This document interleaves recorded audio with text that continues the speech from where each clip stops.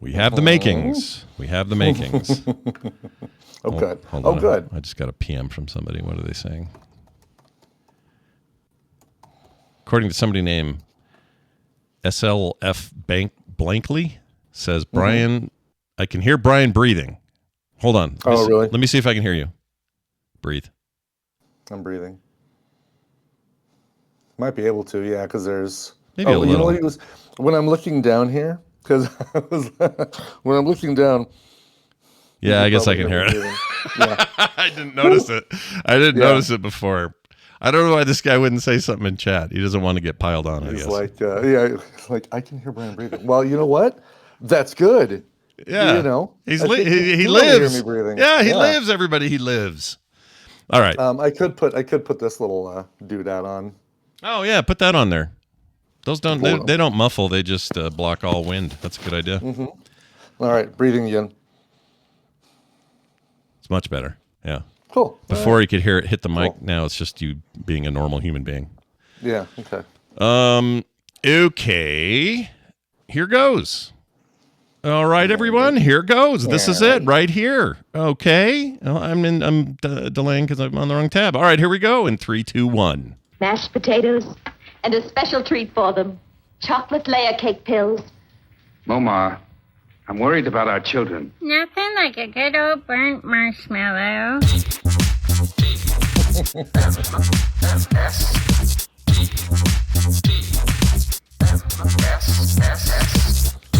The morning stream. They wouldn't give us any more fish.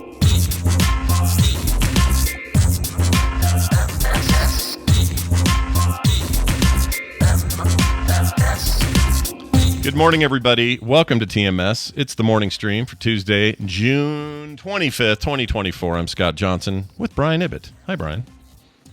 Hello, Scott. Still live here in Las Vegas. Yep. Yeah. Live in Vegas. I sound a little more tired. I feel like a little more tired. I don't know. We went to Boulder City last night, hung out with James and Svet from Same Sex Mary. Me and Barry went out there and played trivia. And then they took us to some of their favorite places in Boulder City to have a few drinks. And so we hung out with all of them. And how late of a night would you say you had? It was a 1 o'clock in the morning kind of night. It's not too bad. That's not too bad. Back here at about midnight, and I think I finally fell asleep at about 1. Do you sleep okay? I mean, I know yesterday you said that bed's really good. This bed is fantastic, but I think I was really trying to finish the season of Silicon Valley that I've been binging. Yeah. So I stayed up a little bit more, but.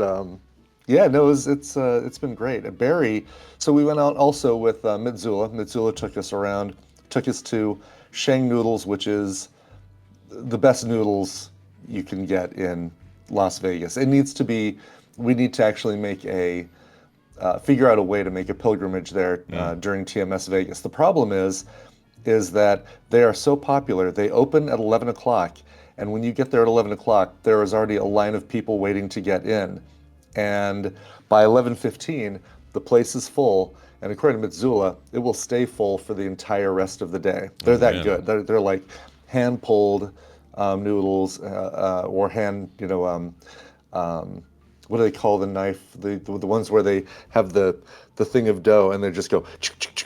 Oh, I don't know what that's called. Is that that has a name? I didn't know that has a name. Yeah,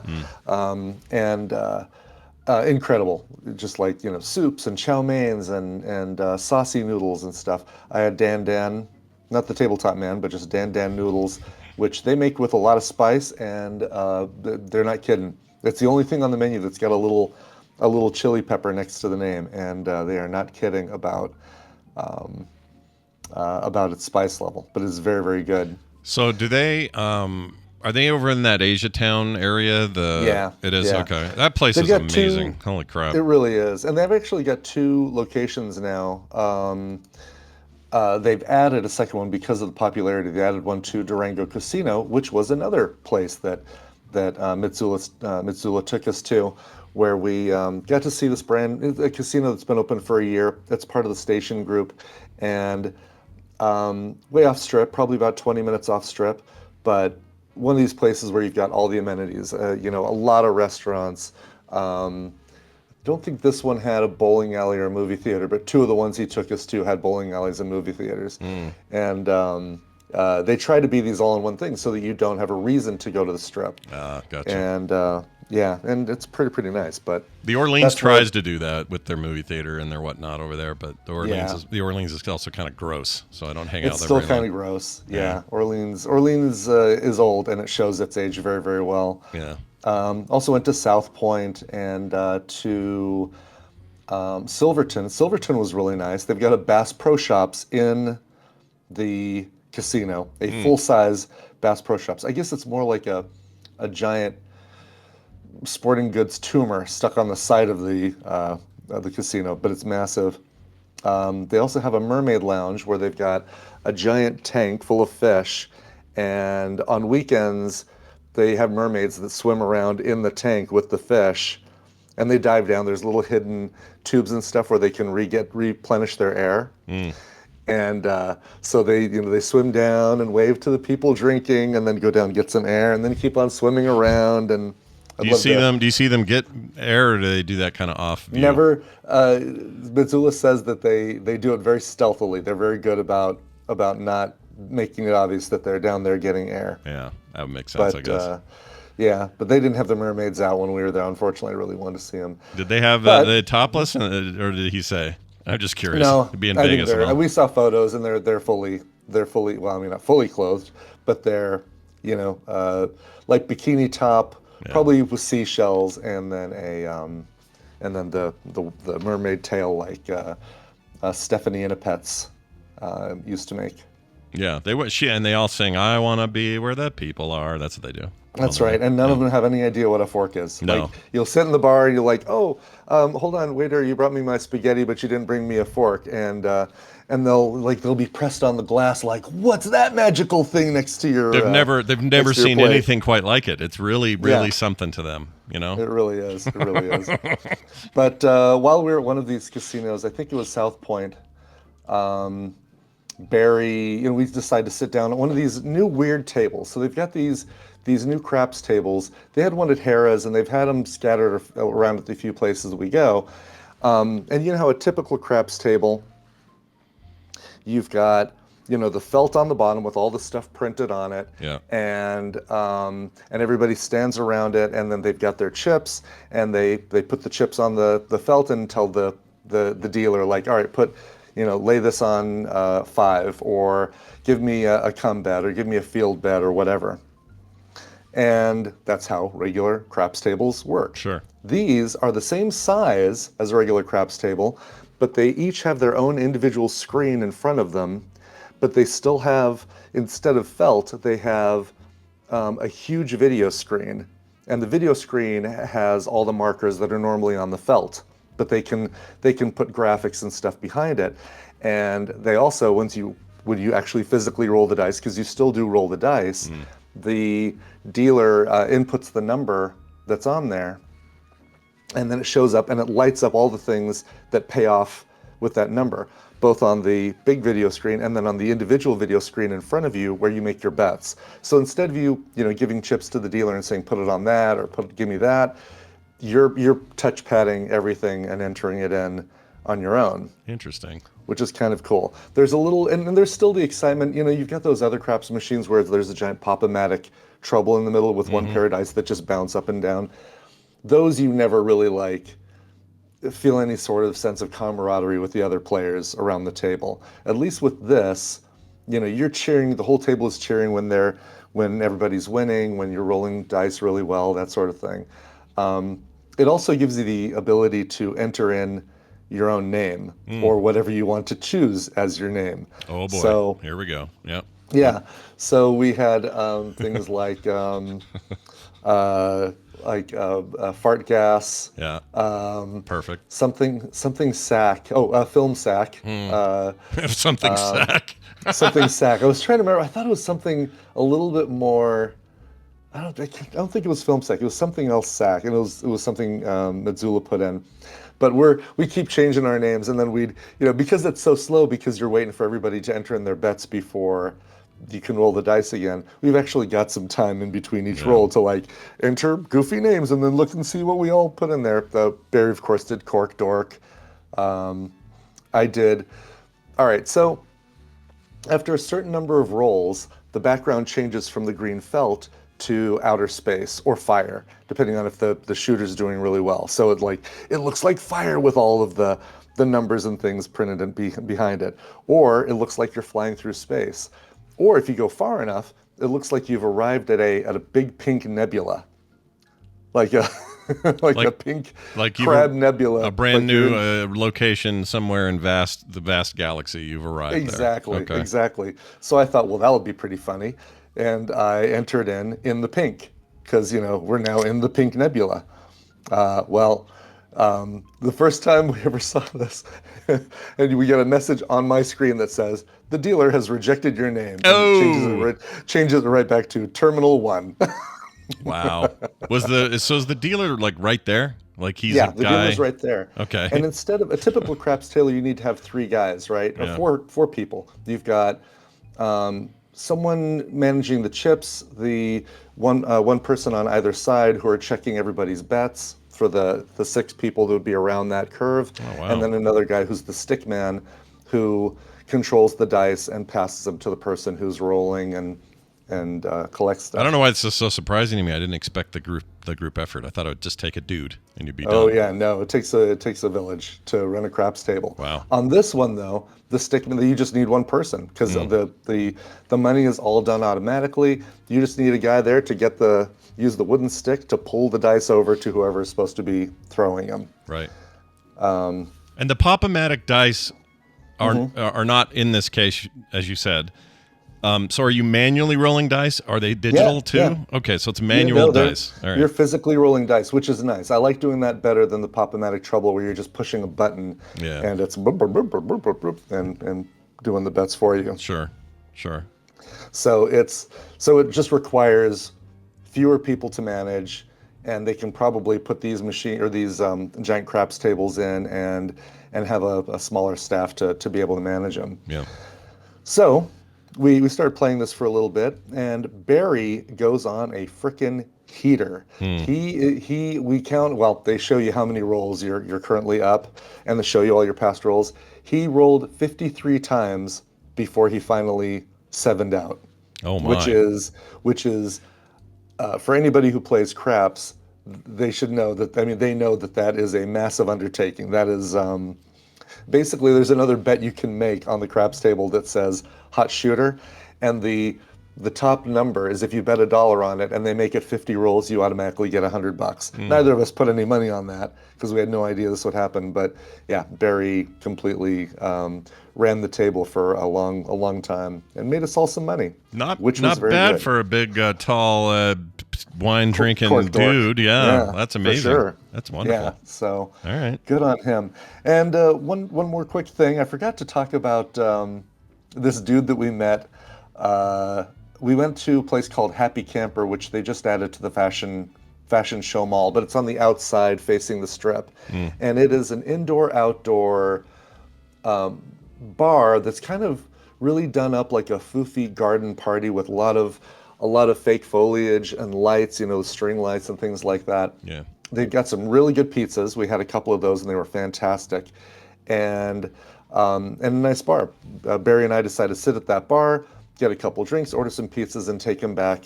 After we take our leftovers back to Chris Brown and Cooch, who decided to stay back at the hotel. Sure. While we're sitting there, the open seat next to Barry gets filled up by a guy who is focused on us. We are his 2 new friends, and he's drunk. I mean, I would say he's buzzed. He's maybe tipsy. Okay. But he is so focused on us, and it's a little bit loud in there. I have a hard time hearing him over the music, but I swear to God, he was talking like Latka when Latka would, on Taxi, would go into his full weird Really? kind of talking. Now Barry says, well, I understood a few of the words he was saying. He was speaking English. Yeah. And I was like, did he have a really thick accent? And what he would do is he would he would go on these like, but then he would end with a little growly, and then he'd start laughing because whatever he said was so funny. So it'd be, Oh,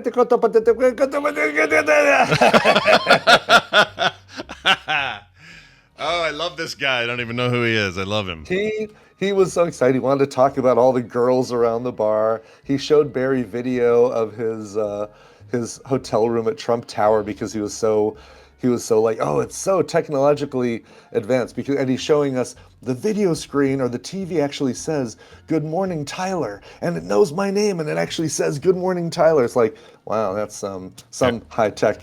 Yeah. That's some real cyber there, dude. Real yeah, good, Tyler. I've been to a couple of local Days Inns that do that. So yeah, exactly. Yeah, not that impressive. He seemed, but man, when a guy's that stoked, it's hard to yuck his yum, right? Like he's just. It's hard to yuck his yum. And we were really trying to be polite to him, but also, doing responses that anyone should be able to pick up on is like, oh yeah, no, that's really cool. All right, well, hey, it was great meeting you, man. You would kind of take that as a closer, but then he would just come right back with, wow. So did he ever leave? Did you have to leave? How did that work out? He eventually left. And we watched him kind of go to another part of the bar and find another table full of people and just kind of latch onto them. And the bartender comes over to us and she's like, yeah, I know he's acting all chummy with me. This is the first time I've ever seen this guy, but he's acting like he sees me here every time, all the time. Mm-hmm. I've never seen this guy before in my life. And we just kind of watched this guy disappear. So we're like, all right, well, cool. We got our pizza. We paid our bill. We have a little bit of our drinks to finish up, and Barry says, all right, I'm going to run to the bathroom. Runs to the bathroom, and sure enough, there's the dude waiting in line for the bathroom that, again, starts talking Barry's ear off. And Barry's like, oh, yeah, okay, cool. Well, going into the bathroom now, so I guess this is, cuts us right off here. Bye, see ya. Yeah. Goes to the bathroom, comes back out, the guy's gone. It's like, great, okay, cool. So he comes back, we finish our drinks, and then I feel something, somebody sitting down next to me kind of bumping into my arm. And I basically just, automatically go, oh, sorry, here, let me give you some more. Oh, hey, it's you. It's Latka again. It's Latka again. Still don't understand. He's right next to me. I still don't understand a word he's saying. So I'm like, yeah, that's cool. Oh, yeah, no, that's great. All right, well, we're just leaving. We'll see you later. Grab our leftover pizza, swing the last bit of our drinks down, and walk the heck out. Oh, I was afraid this was going to end with he's your Uber driver or something like that. Yeah, I know, right? Oh God, yeah, no. That was the longest time we spent outside walking, but it was 10 o'clock at night, and it was like maybe 90 degrees. It was like, all right, this is kind of okay. Yeah, it's doable when the sun's down. You can do that. It is for sure. Yeah. But, still a little sweaty when you get back, but still a little sweaty. But hey, that you get back into that air conditioning, it's like all is forgotten. I love that your name for this guy is Trump Tower Dude. I like that. Yeah, I guess his name was Tyler, but he told Barry his name was something else, and it was some weird like Mephistopheles or wasn't introducing himself as the devil, but it was some weird like weird little space avatar name kind of thing. Yeah. Well, that's great. You made a new friend, Brian. You'll made a new friend, and hope. So glad we moved away from that part of the strip. So are you glad you didn't exchange numbers or tap your phones or any of that shit? Did not, and didn't even say, like, if he asked Barry what we did, I don't even know if Barry said that I'm a podcaster. Just because it's like, yeah, let's not even introduce some way for this guy to get in contact with me ever again. Oh my gosh, imagine him in the chat today. That would be something. You would see him in chat going, I have to admit, like the whole not being able to understand is a whole separate problem. But there's something about people who start here and then end up at that. There's something about that's very endearing. I don't know what it is, but it's like he was cracking himself up, but he really had to finish this last little bit before he started laughing. Yeah. It's a very specific kind of mannerism that I I always appreciate and enjoy in the moment. But I think I would have been like you, super nice to him while he's there, and Yes, then exactly. all right, well, I got to take a dump. I'll see you later.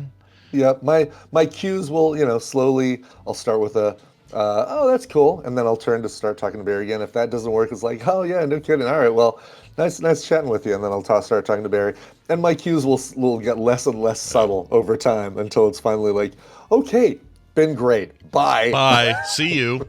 Go away. Yeah. Actually, you don't even want to say "see you later" or "see you" because he'll take that as "I'll meet you by the bathroom" or whatever. He'll take that. Yeah, exactly. It's like, oh, we'll see you later. Bye bye. Well, you got one more hot night in Vegas, and no, I don't. I'm flying out in a couple hours. I thought you left. So. Oh no, I guess that's right because you're back for the show tomorrow morning. So yeah, I'm back for the show tomorrow morning. So back to normal and back to my bike, which I miss so much. I've been biking every morning at the stationary bikes in the hotels, and this morning, the only bike that was available was one that wasn't plugged into anything, but it was one where as long as you were pedaling, it would give you like a speed and a timer thing. Yeah. The plug was sitting on the floor, which I think just meant that it wasn't synchronizing with anything or showing you TV. Doesn't matter. Put my iPad up there, but yeah, I'm ready to be back on my own bike and get back on track for the ride in a couple days. Yeah, you're coming up real quick, man. Real quick. It is. Yeah. Well, we got a couple of quick guesses as to your dream girl, movie girl. Okay. TV girl. All right, we're going to get through these real quick here. Mark from Sydney, Australia wrote in and says, Dear Scott and Brian, regarding Brian's mystery dream girl, the first actress that comes to mind when he mentioned the similarities to Wendy Malick and Alina Douglas. Oh, Ileana. Ileana? Yep. There we go. Yeah. I have a neighbor named Ileana. I should know that. It's a pretty name. It's very nice. Know Ileana Douglas if you saw her. She has really big eyes. She has very striking features, and she was on a lot of sitcoms in the 80s. I want to say she was on Mad About You, maybe. Oh, I know who that is then. Yeah. Okay. Yeah. By the way, big-eyed girls are way in right now. Everybody loves that genre of girl. They're all over the place. Anyway, similar in age and appearance. Failing that, the other name that came to mind was Shawnee Smith, who definitely gives off that clueless vibe in some of her roles. Hope this helps narrow it down. Love the show, though, Mark and Sydney. So look her up right now. I cannot think who that is. Oh, somebody else suggested Shawnee Smith. Yeah, about the right age. Oh, same age as us, born in 1969. Oh, I love her. Yeah, she was in Saw. Yeah, the Saw, a bunch of the Saw movies, but I think she was in. Oh crap! Was it not the Rock? Maybe it is the Rock. Hold on. She looks like the Rock lady. Hold on. There's two ladies in the Rock. Oh, really? Okay. The Rock, 1994. I am incorrect. That is not what I know her from. What am I thinking of? Well, anyway. She's in The Island. We saw that for Film Sack. Yeah. She's, anger some management. voice stuff. Grand Theft Auto, Vice City. Yeah. Anyway, she was redhead in Armageddon in 1998. I might be thinking of that then. Although that should have that's probably a tiny role that I didn't really notice. I think she's probably one of the women that climb all over Buscemi at the at the strip club when they've got all the money and they're taking patrons away from the other, or taking girls away from the other patrons. It's a good guess. Still not her though. Still not her, but thank you, Mark from Sydney. How about this one from nobody? This is an anonymous texter. He says, "Is Brian's dream woman Kate Berlant?" Berlant? Kate Berlant. Let's see here. Looking her up. Kate Berlant. Kate Berlant. Oh, I know her from things. Yeah. Let's see here. Let me find some other photos of her because I've just got the Wikipedia photo. Kate Berlant. Sorry to bother you. Once Upon a Time in Hollywood. She does Family Guy voices. Oh yes, I've seen her in stuff, and I don't. She's a voice in Archer. You just watched that. I still am. I just took a break from Archer to watch Silicon Valley. It's not her either, I don't think, but I might have to look at some videos because she's got a very similar looking vibe to, yeah. And she's in the range of age and all the brunette bit and all that. She ticks off a lot. Well, she's actually much younger. She's 36. Oh, yeah, a lot younger. Yeah, but Maybe I'll watch a couple of her YouTube videos afterwards and see if that's. All right. Once again, we narrowed down at least two. We chipped two more off the potential block of candidates, and we'll get there. That's right. We'll get there. Exactly. Yeah. Tyler from Boise has a way for you to like Tabasco, because you had said here on the air, and I agreed with you, by the way, that Tabasco is kind of boring and dumb. And I've been to the Tabasco factory in Louisiana. It's awesome. It's really fun to be at. It stinks. I bet it smells amazing in there. Oh, does it stink? Stinks. Okay. Oh, it's like a paper fat. It smells so bad. I don't know why. Something about the process. It's like a yogurt, like the Dannon place that is like 20 miles north of me. If you drive past there, you feel like you are driving past a diaper. It is so bad. Anyway, this guy says, "Hey guys, this is for TMS. Just to warn you, I'm a bit behind. I heard Brian talking about he is not a Tabasco fan because it's heat and no flavor. I still agree." Yeah. Anyway, he says, I agree, and I feel the same about sriracha. I do not feel that way about sriracha. I love sriracha.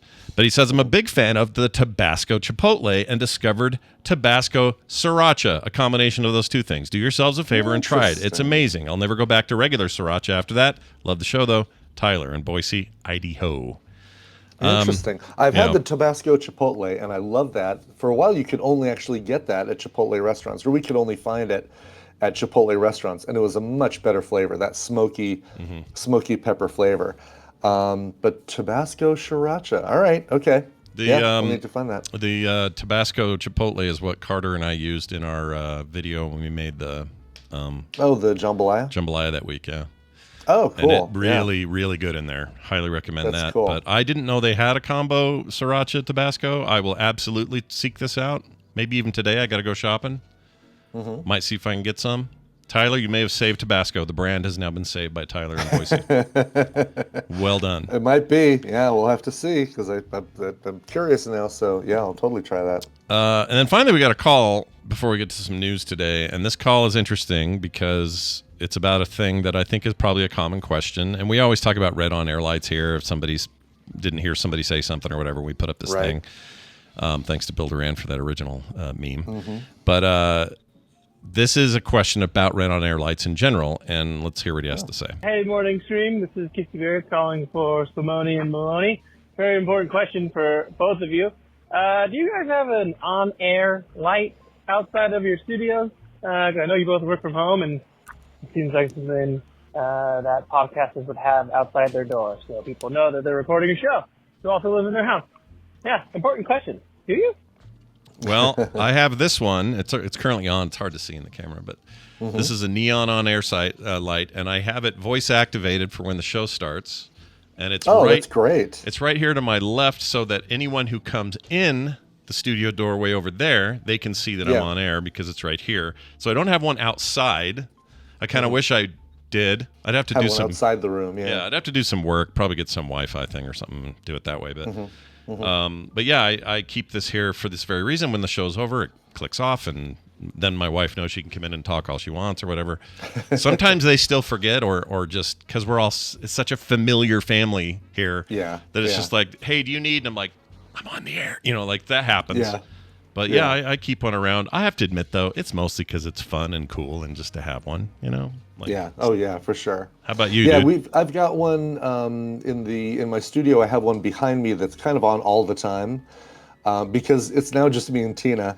And if she hears me talking, she knows I'm doing a podcast because there's nobody else I'd be talking to, or I'm on the phone. So I've thought about having one. I've got the stairs that come down and a nice wall right above there, and I've got another red on air light that I could attach to an Alexa powered switch, and do exactly the same thing. Just basically say, Alexa, turn on red on air light, and have her do that. Yeah. But for right now, it feels like, well, that's way more work than we need to do, because again, if Tina just goes to the basement door, she can hear me talking. The way the basement is set up, it's pretty easy to hear if I'm on the phone or recording a show. So if she walked in the room you're in, it's not like she's going to go, oh, I don't know, I can't tell he's talking. I'm going to... Right, exactly. Yeah. So if Tristan and Kay ever had to move back in with us or something like that, then I probably would rig something up. But for right now, nope, no need for it right now. But they're just for fun. They're fun. Yeah. part of the business just to have a cool thing. And I guess technically mine's a pink and blue on-air light. Right? It's Yeah, not quite that's cool red. though. Yeah, my daughter got it That's for me. It's very nice. That's very cool. Amazon's like $12. They're cheap. Nice, nice. Excellent. Well, there you have that. Now let's inform. Time to do a little news. Brought to you by some more trivia from me, from Scott. He asks, how many full 18-hole golf courses are in Las Vegas? Hold. Please hold golf courses. All right. Well, so this is just purely going to be like how close can I get to the actual number? So we're talking about in the city of Las Vegas, not in the the Summerlin and Henderson and Pahrump and all that sort of thing. Right. I would say probably. I mean, what does Clark County extend to? I don't even know. Like, I know Vegas is in Clark County, but I don't think it's all of Clark County. It's whatever the Vegas. Yeah. Wherever you would say your borders to Vegas are, which is a little weird, right? Because doesn't that new sign next to the Stratosphere indicate the actual?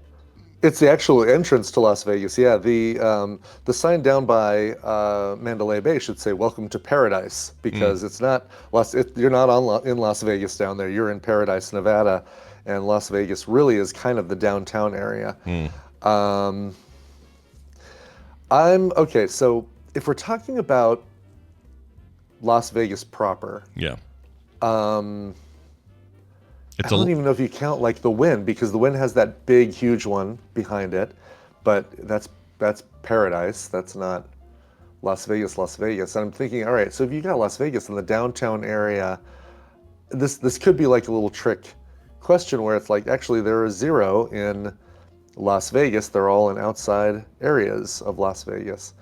I also don't know if there are some like on the other side of the highway, which would also be Las Vegas. I'm going to, let me say, I'll do a number. I won't say 0, even though I feel like there could be a little bit of a trick there. I'll say 20.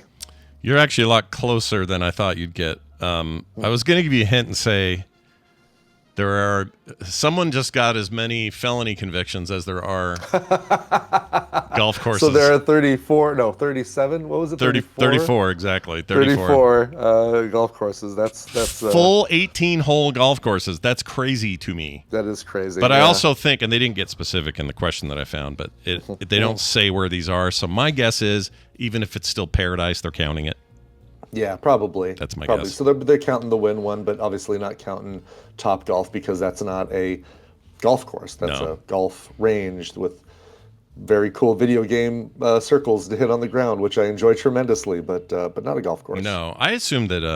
I assumed the Wynn one was just 9 holes. I didn't know it was all a full course. That's crazy back there. Oh yeah, it might even be. It's so massive. I would even say there's the possibility that there are 2 full 18-hole courses back there, and it's 36. Because it's so much. You land. look at a map of Vegas, and that space is huge. It goes all the way from Las Vegas Boulevard to Colville Road, and it's as wide. It's wider than the Wynn Hotel property. I think it might even extend into the Encore property. Oh yeah, here's a picture chat. This almost looks like. It's almost like Central Park in New York. You know how you see these aerial shots, and it's all building, street, and then suddenly there's a lush green giant thing in the middle. It's kind of what that looks like. That is huge. Yeah. I've never looked at this before. I had no idea. That's crazy. I wonder if that's 18 or if it's 36. I wonder what that costs. Probably a fair penny. Oh, yeah, probably. Oh, it's beautiful. Look at all the stuff. All right, I don't golf, but that's really nice. It's pretty. Yeah, we've got one by us, and I actually do.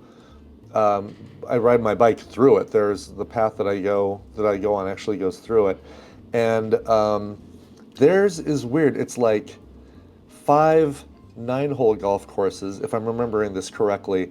And what they do is they start you on different tees, and you still do 18, but you might do a different 18 than you did last time, because they'll start you on hole 10 and take you through hole 27 or whatever it is. Oh wow, that's amazing. Yeah. I had no idea. Well, of course, it's freaking Vegas. What am I thinking? Of course they have Yeah, this. exactly. Well done. I think you were within striking range. I think you did good.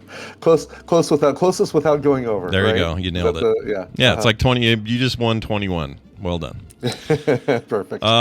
Michigan men had to, and this is men meaning multiple men. Michigan men. Okay. Not just a man, but men. Rescued a wild raccoon choking on cheese. Oh, thank goodness.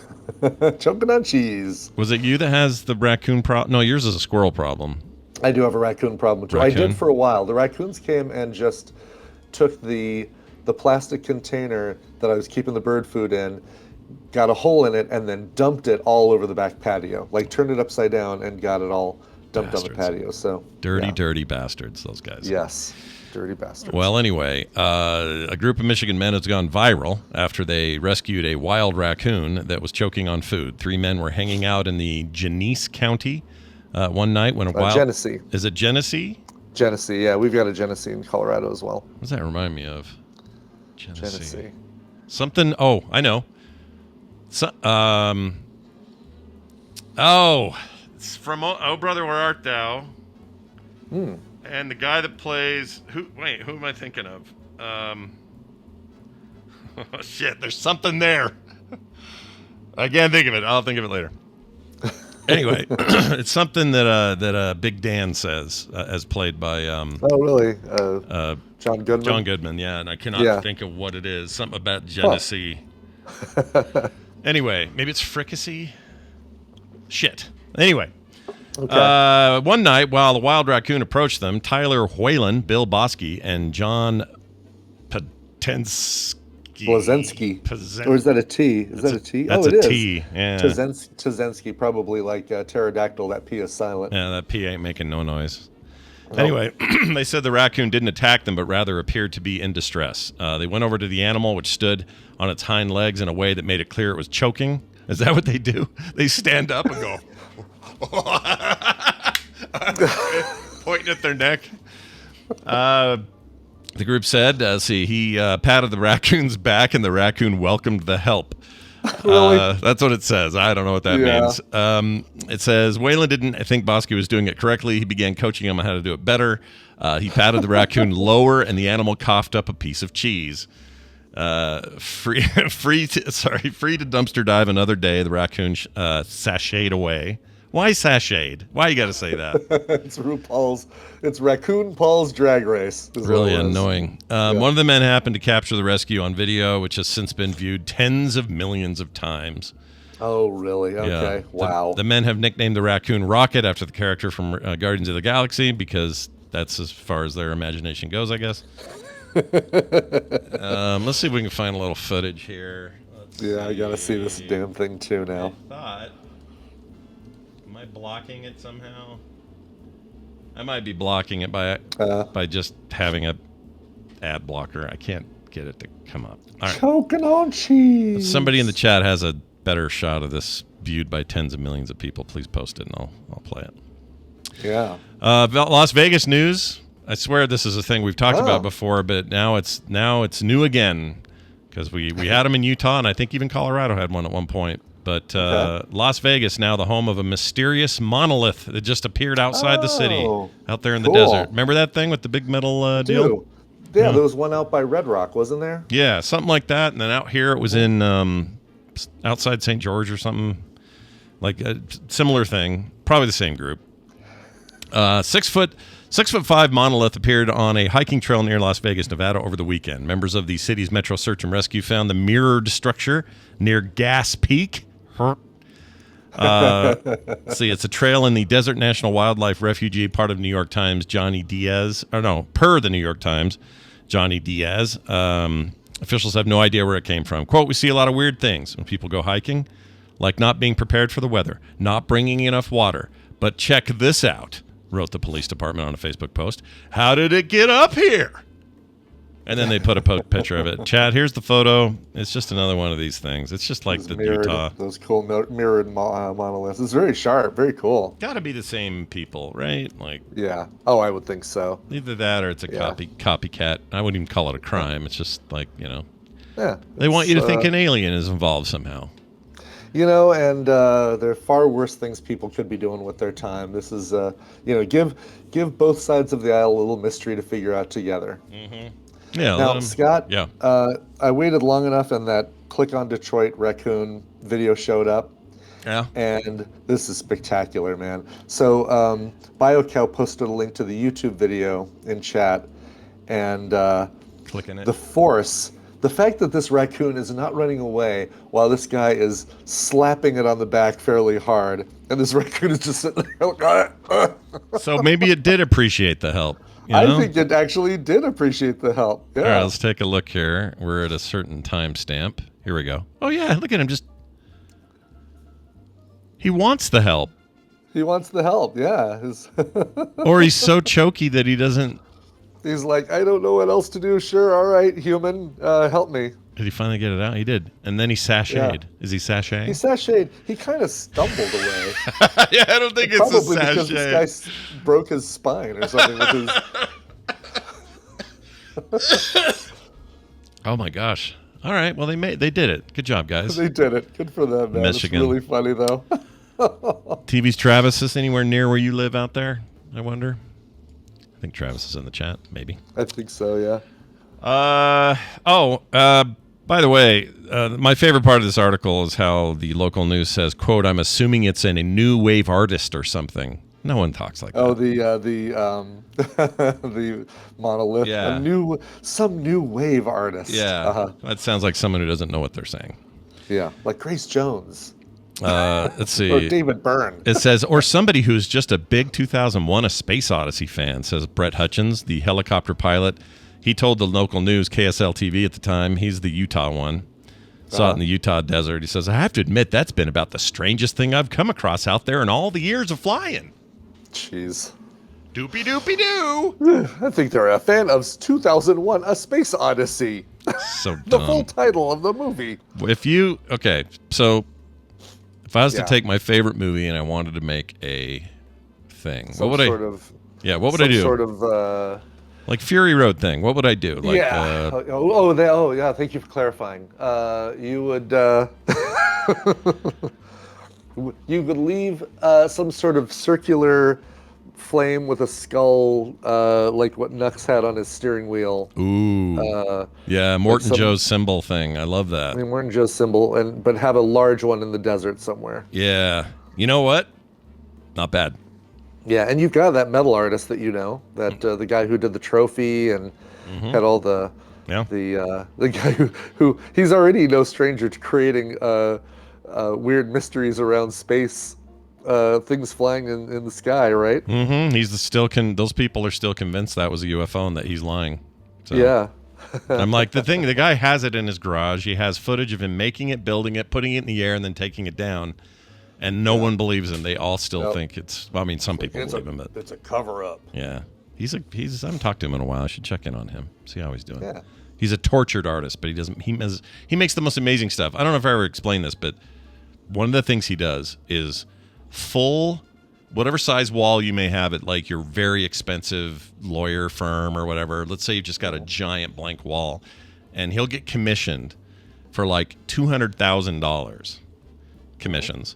He'll build a giant perpetual like marble machine.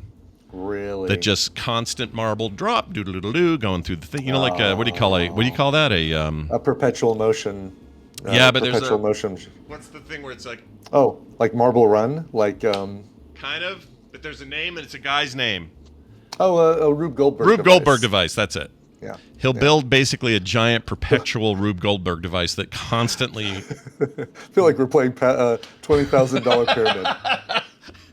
Okay, yeah, like that, but a guy's name. Okay. Yeah, no, like close, but and then Dick Clark's like, sorry. Oh, sorry. Oh, you found our lucky 7. All right, name things that you'll find on a patio. Tondagosa says choplifter. I see you, Tondagosa. I see what you're up to there. I know what you're up to. Choplifter. He does this in every. So when we have this game on Play Retro where we try to guess what this audio each other brings and what game it is, and he always says choplifter in the chat. That's his job. That's his go-to guess.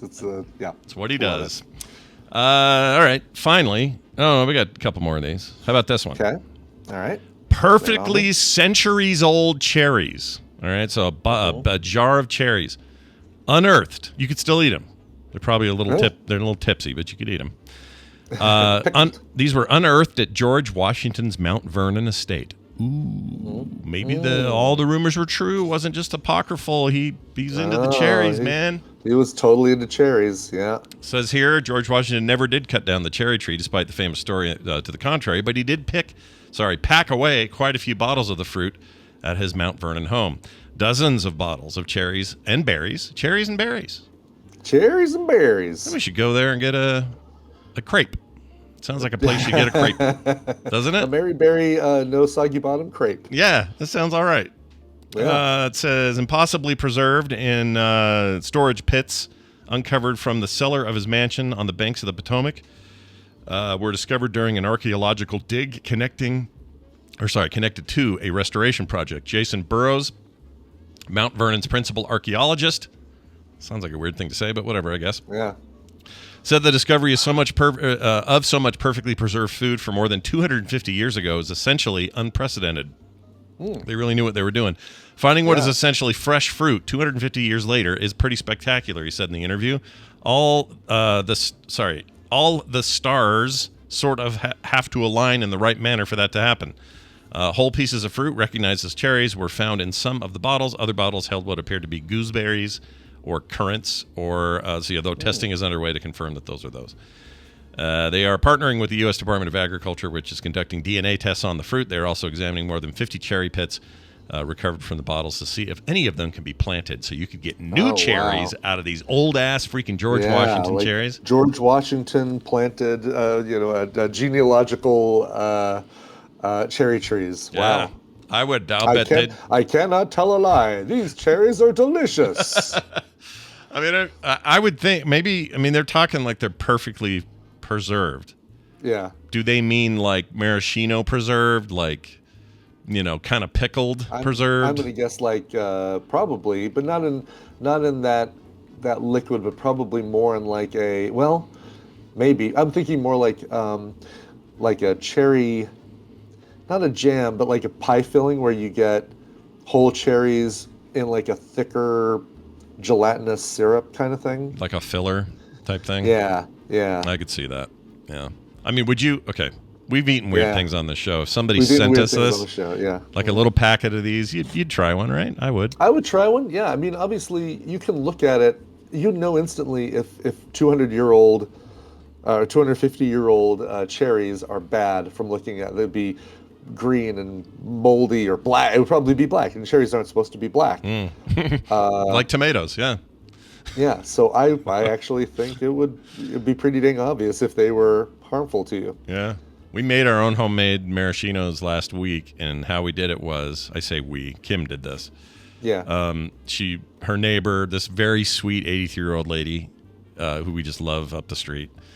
We're always taking her stuff, and she's just so nice. Anyway, she has giant cherry trees that are just constantly shedding cherries around this time of year, and they're the bright. I don't know if they're Bing or what kind of cherries, but they're so bright red, they're almost cartoon cherries almost. Okay, all right, cool. And we went over there, and she's like, "Well, these are just going to be eaten by the birds. Do you want them?" And Kim's like, "Well, hell yeah, I want them." So she goes over there, brings back this giant bucket of these bright red cherries, perfect cherries. We ate a bunch of them and used some for other stuff, but the bulk of them Kim made quick maraschino cherries. So it's almost like how you can do pickles in like a brine, and then in the fridge you can hurry up the process that normally takes a long time. You can do it quicker. It's like something like that, but a little less sugar, a little more tart. These things are insane, dude. They're cool. Is it so good. Did you use pomegranate juice? Isn't that what it's in there? Yes. It's in there definitely. I don't know. I think it's probably more of that and less, because usually there's a ton of sugar in there. And she was aiming for like, I don't want sweet so much as I want like a tangy and you can still put it in drinks and stuff and whatever. We had a bunch of mocktails the other night for these kids that were over and put those in there, and they were stupendous. They were so freaking good. Oh, that'd be so good. Like a Shirley Temple, basically. Put that in some 7-Up.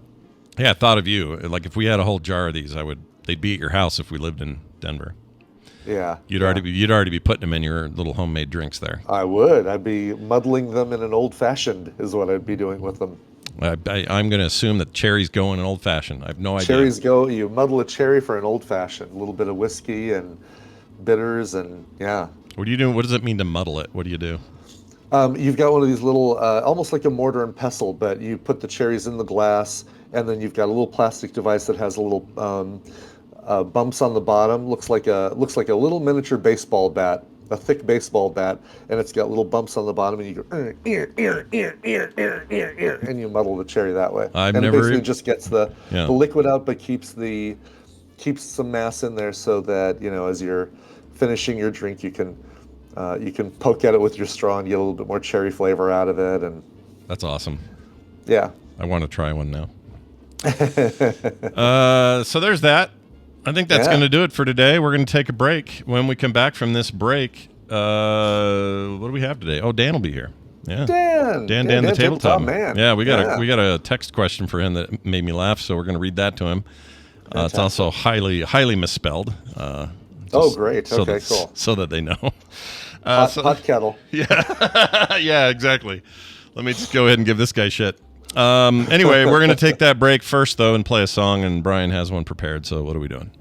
Excellent. All right, so, boy, is this appropriate for having Dan on. This is a band called Hockey Dad. Wow, as if it was planned. It wasn't even planned. This is a band, big thanks to, Farmer and the Owl, BMG, for sending this one. They've got a brand new album coming out, and it is called... this is the song Base Camp. Oh, here it is. Rebuild, Repeat. Brand new album from Hockey Dad called Rebuild, Repeat. It may sound like I don't know much about this. I've already listened to the whole album twice because I really liked it. It's got a very cool... It's power pop, man. It is right up my alley, and I think it's going to be right up the alleys of other people. Here is the band Hockey Dad and Base Camp. My Lord. This muggy November weather gives me the horribles. Stand up for the lady, you boor.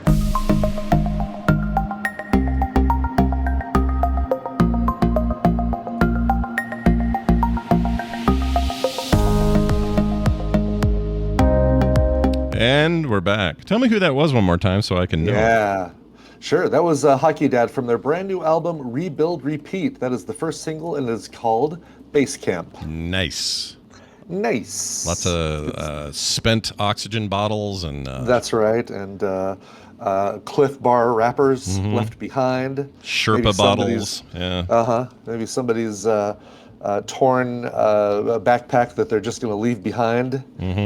Sometimes a body, apparently. Sometimes that a body. Yeah, if you're in the wrong place at the wrong time there. Those definitely happen here and there. Here's a tangent for you. Be careful, may cause drowsiness. Oh, look who we have here. It's Dan, the tabletop man, joining us once a month for a little bit of game talk and maybe a little medical talk. Hi, Dan. How are you? Greetings, programs, and how is everybody today? Oh, man. Super. Doing great. Super duper. How about you, though? How about you? Forget about excellent. Being a hockey dad, I like to rock out just like Hockey Dad does. There you go. So just like the band. So you need to listen to some Hockey Dad and share a common interest with some independent musicians. I'm not doing as well as all those fans down in Florida after the Panthers won the Cup last night, and they are still partying. Yeah. I'm sure they are. First Stanley Cup. Yep. I mean, all the players, this is kind of like a tradition now where for like the next 24 to 48 hours, those guys are just in a constant party. I think Tkachuk just took it into the ocean, just took the cup into the ocean for a dip. And they were at some club too, pouring beers over the side of this club down in Florida to fans down there out of the cup. So oh my gosh. They're enjoying it. And boy, that sounds like a blast. It does sound all right, except for all the people kissing that thing too much and then everyone else drinking out of it. It's freaking gross. Oh, there's definitely got to be a Stanley Cup cold that comes down over the next week after. I mean, they wipe it down a little bit, but then once it's in the hands of the players, all of South Florida's got their lips on that thing. Yeah, Scott's very gross. Kryptonite. What gross Scott out the most? That's good though. They that's awesome that they won. That was a hell of a playoff. Like everything about that run was really good. Exciting hockey stuff. It was exciting, and I was really excited. I was rooting for Edmonton to to get the cup after rallying back from a 3-0 deficit, and unfortunately they couldn't pull it out. Nope. I was so torn because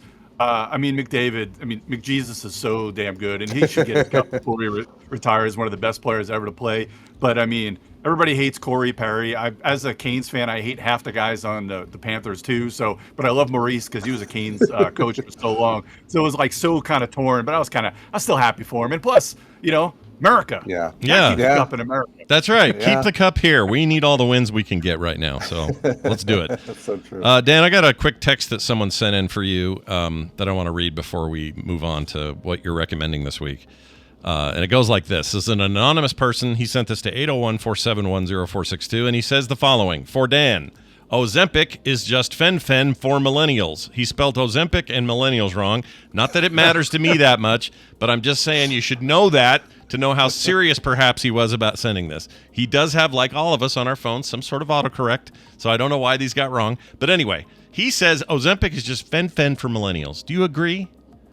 Yes and no. Because fen-phen was the big thing. I guess it was 90s. It was a kind of combination of two weight loss drugs that everybody was using back then. The problem was, even back then, we knew how bad it really was for you, like going to blow up your heart bad. I mean, that's how bad fen-phen was. And now Ozempic, yes, it is the latest craze, and I can't tell you with all the GLP-1s how many people are on them now. But it is pretty much, I mean, it's so much safer for you as far as the body goes. Although this is what happens with things like this. Whenever there's, every 10 or like probably even less than that, there are these wonder drugs come out. I mean, even you can use things like statins, like for cholesterol.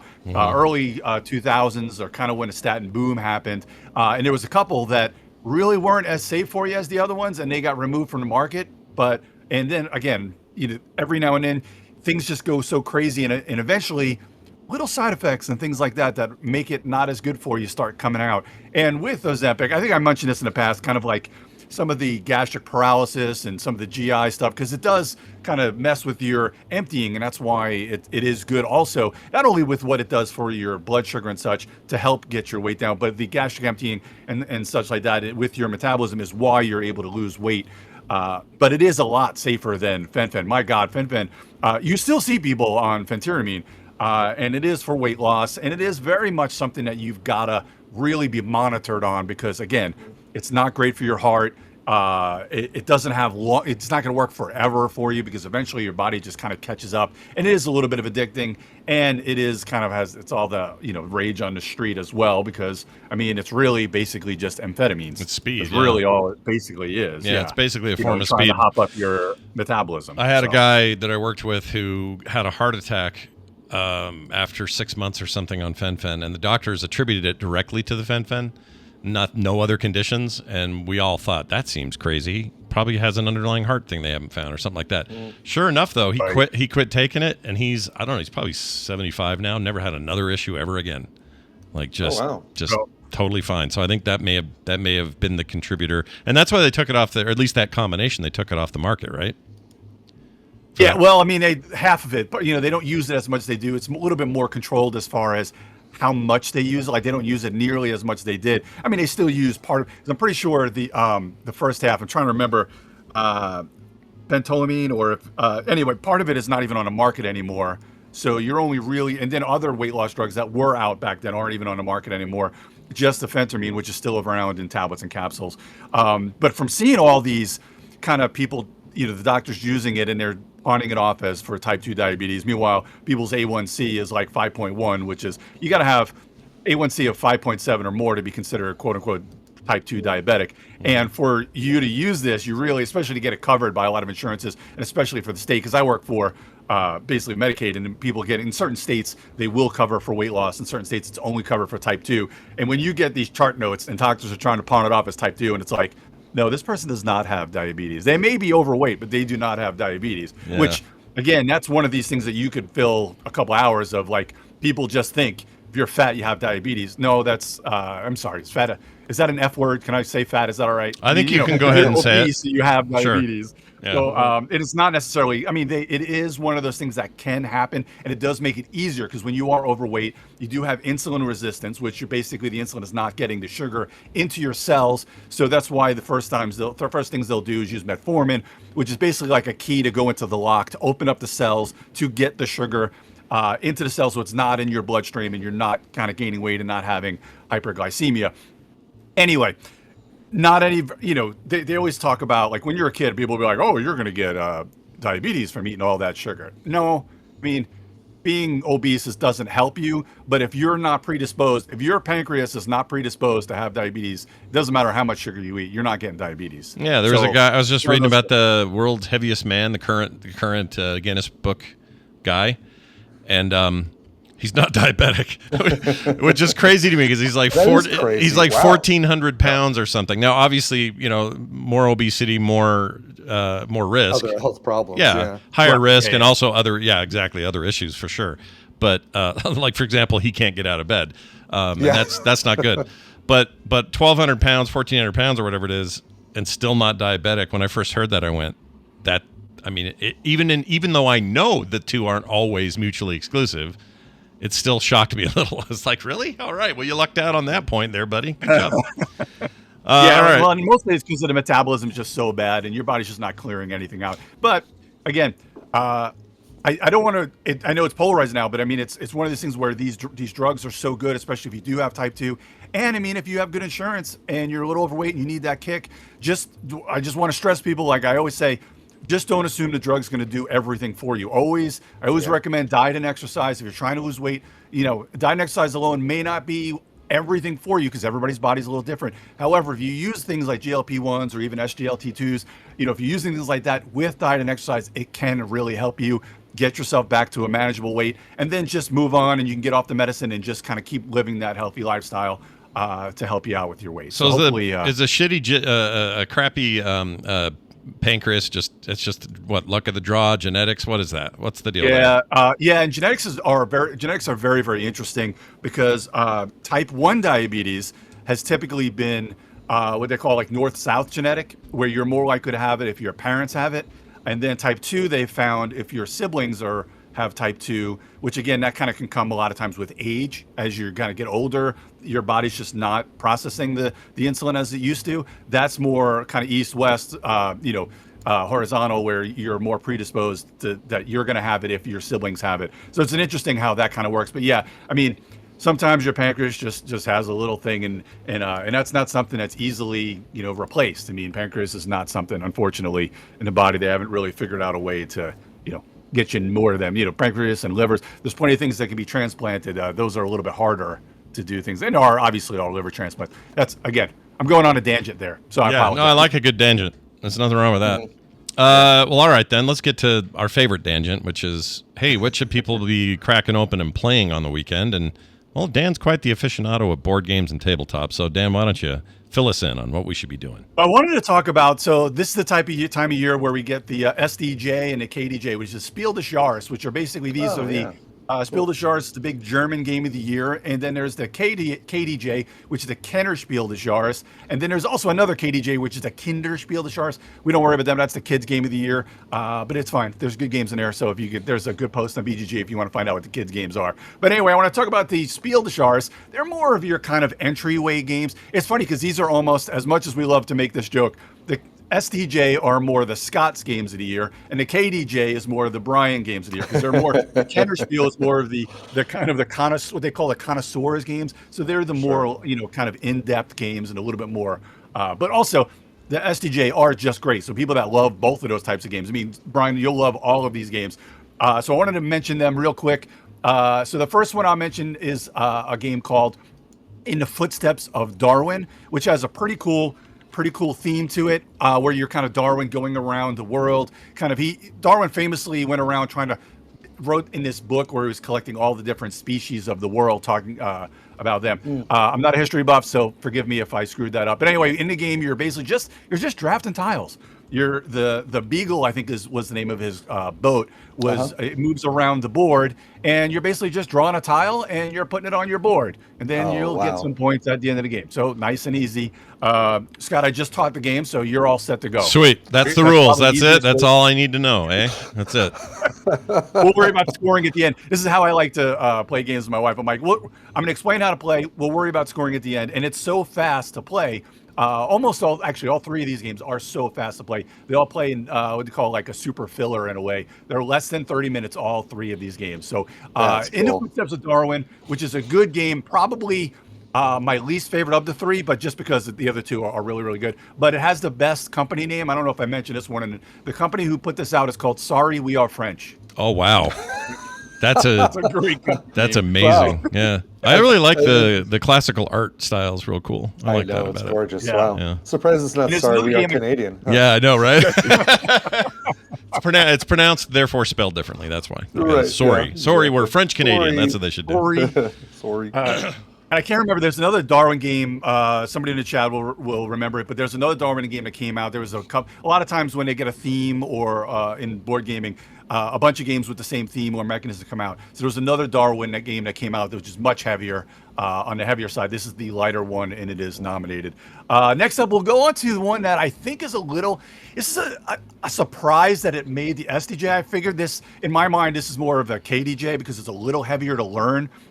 But it's got a great theme, and what the learning is just a little bit longer to teach. This is called Sky Team. This was put out by Scorpion Mask. This is a really cool game about landing a plane. So it's a 2-player game where you're rolling dice, and before the round, you can kind of like talk about strategy a bit, but while you're playing, there's no communication, which is really weird thematically because I'm pretty sure a pilot and co-pilot would be able to talk to each other about landing this plane. But anyway. Yeah. For game purposes, you're rolling dice and you're trying to do things like control your speed, the flaps, how level you are. There's all sorts of different cool things that as you're placing the dice, you're kind of accomplishing these things. You want to get the planes out of your way because there'll be planes in your way. You want to get your speed so you can land and not overshoot the runway. Obviously, you don't want to roll the plane or flip it in any way. So there's a lot of cool things. You can use dice for coffee, which helps to adjust the dice. There's a lot of different airports that are involved in here and a lot of different difficulties you can play. The game is great. It's just a little heavier than what I would think for the SDJ, but I think you guys would both absolutely love this game. It just takes a little while. So it takes a little bit longer to teach. So purely. Oh, sorry. I was just gonna say a purely like co-op experience, right? There's no head-to-head here. Absolutely. Okay. Yeah. All no, right. Not head-to-head. This is purely co-op. All right. Because one person's not trying to crash the plane while the other person's trying to land it. Yeah. That's the expansion called Con Air. Yeah. There you go. This board is freaking gorgeous. Like the altimeter, little plastic altimeter that you move back and forth, the little cutouts they have for dice. This thing is engineered so beautifully. Yeah. The production value is amazing. They did just announce an expansion that's coming out later this year called Turbulence. That's because everybody's clamoring for it. So it's kind of funny that's right at the perfect time of year where they just got announced for SDJ, and now they got an expansion coming out. I think is out later in the year. That'll draw a lot of pre-orders. I mean, when you get a nomination, not even just a win, when you just get a nomination for the Spiel des Jahres, you're talking about millions in copies sold throughout the world because everybody's going into these games. And they even put out recommended titles each year for all of the different, I won't get into those, but all the different awards. The last one. How come, by the way, how come that game looks like, at least on Board Game Geek, it looks like Tommy Chong is playing the game in the cockpit. Look at that, Brian. I just put a photo. Oh, hold on. Let's see. Yeah, let me see the photo you put. It looks like Tommy Chong to me. It does look like Tommy Chong. Like him, and they should get him. They should get him and Cheech to like play this game in a cockpit. That'd be amazing. We're totally flying now. You imagine that guy that's like, "Hey, can you just take a picture of this? It's a game about flying, landing a plane." They what are you doing in my cockpit? Sir, please get out of the cockpit. That's amazing. All right, sorry. Off my plane. Tell us about your third one. Sorry, I didn't mean to. Okay, so the third one, which I think is going to win, and this is my prediction for the win, just because of the fun value. And again, this is a one that Scott, I'm going to teach you now in less than a minute here. This is called Captain Flip, and this one is such an easy game. Basically, you play 2 to 5 players, but its sweet spot is really in 2 to 3 is where the sweet spot is. You have a a bag of tiles, and basically you just draw a bag of tiles. And now tiles, if you think about them, basically they're two-sided. So when you draw one out, you're basically just drawing one out and put it on a table and you're looking at it. Now you're going to either put it on your ship, basically because you're filling up your kind of your because it's captain flip, so you're captaining like a pirate ship or just a sailing ship, and you're either going to put it on your ship, or you're going to, if you don't want that one, you are now going to flip the tile over and you get what's on the back. But once you flip it, that's final. That's your final decision. And then you're putting these tiles somewhere on your ship. You have to go from the bottom up. And then obviously you're going to stack them on top of each other or put them in a new row. And they do different things where they either give you points or if there's a thing called the gunner, where if you have 3 gunners in your ship, you basically will lose the game. But there is a couple of ways. I think the monkey who flips the tile. He makes you flip a tile next to it. So it's a good way to get a gunner flipped back over to its other tile. But it's just quick, easy, fun, has those kind of laugh out loud moments, because like when you draw something that you really don't want, but then you flip it over and it just screws you because you don't, you can't do anything with that tile. It's just kind of real cheeky, but it's such an easy, quick game to play. You can learn how to play it, and then once you're done with it, you just play it again in 20 minutes. The first person to fill up 4 rows, basically what triggers end games. And there's different shaped ships that you can use, which all have different kind of ways of scoring at the top of the rows. But just such a really cool game. The artwork is amazing. I love these ship structures. That one of them's like a kraken. You build on top of the kraken, essentially.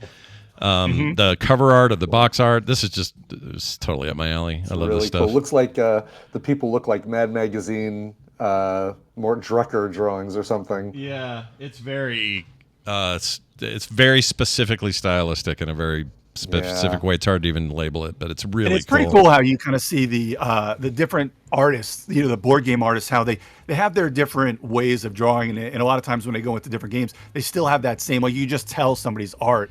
Like Luc Ramond from Sky Team, he has that certain design, and then that you can see. But with Eric Hibbler and Adrian Reeves from Sky Team, their design as far as their drawings, you can see them in other games, which is pretty cool. And that same thing with this artist, which is Jonathan Acmonte.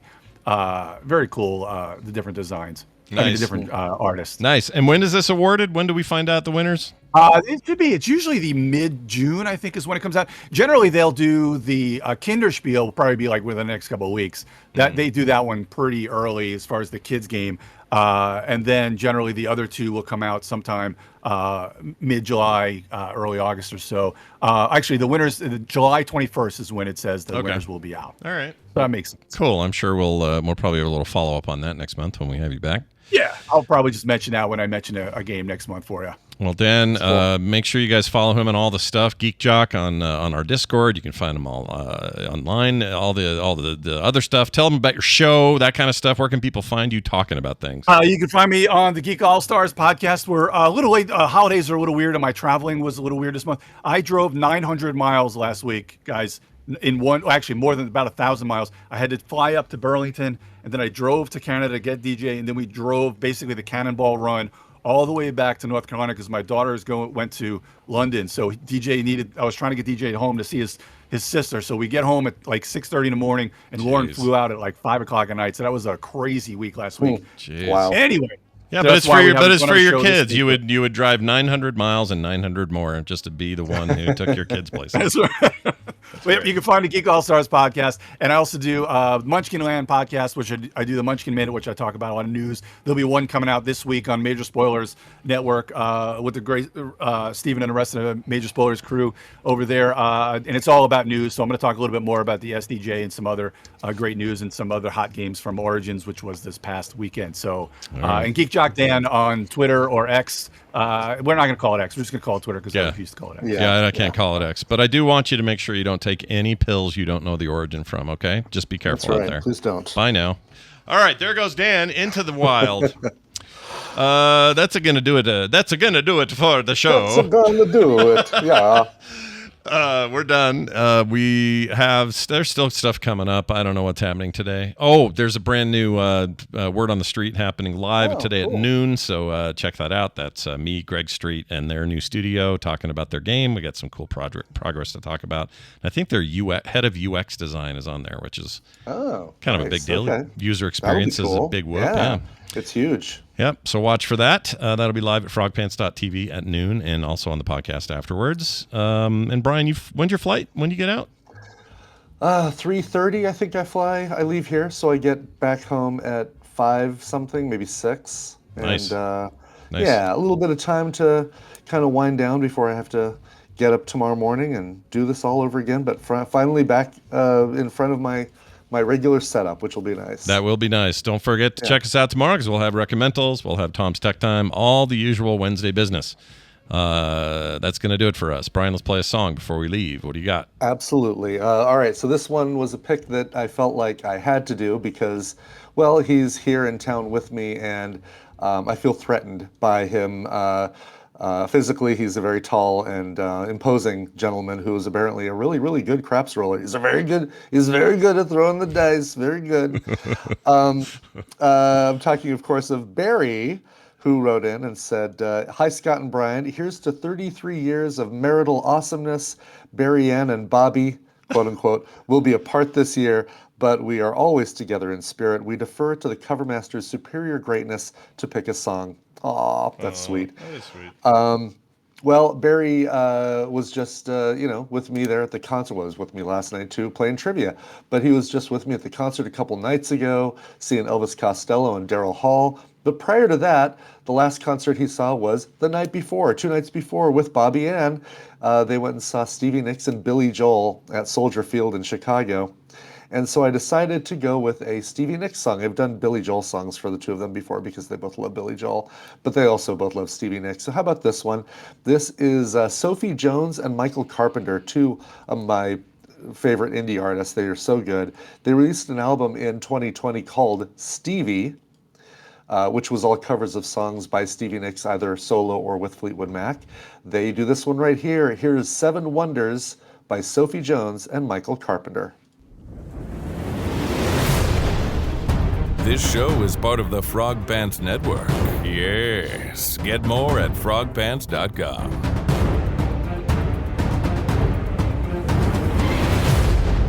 Pimp. That's right. Pimp. Pimp. Pimp.